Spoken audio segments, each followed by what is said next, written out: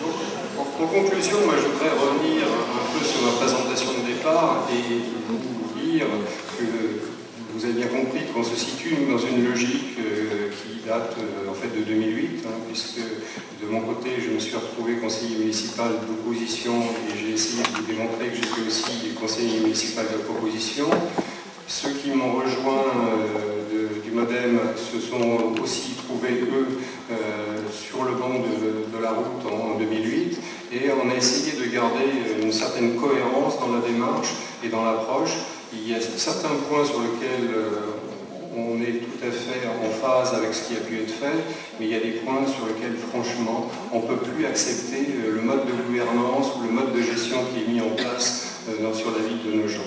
Donc ça vaut pour l'urbanisme, ça vaut pour les finances, ça vaut d'une façon générale sur la façon de conduire les affaires publiques. Et ça, moi, je voudrais conclure un peu sur ces éléments.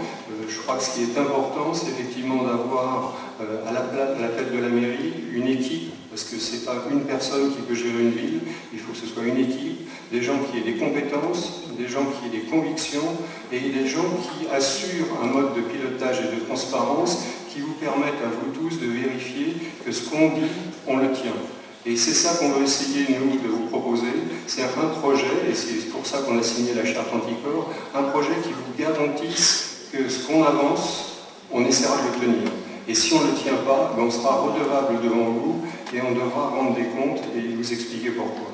Alors après, sur la question du cumul des mandats, c'est compris aussi dans notre logique, c'est clair, on s'engage à ce qu'il n'y ait pas de cumul de mandats. Et même, si possible, qu'il y ait un seul mandat.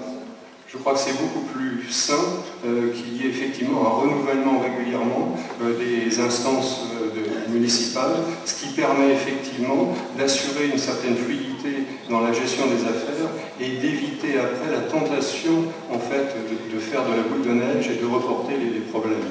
Et c'est moi ce que j'ai reproché sur les derniers exercices budgétaires, c'est qu'on n'a aucune vision pluriannuelle, on annonce tout un tas de choses et en fait toutes ces choses, on sait très bien qu'aujourd'hui elles ne sont pas financées, elles ne sont pas finançables. Et je crois qu'il faut arrêter cette course-poursuite.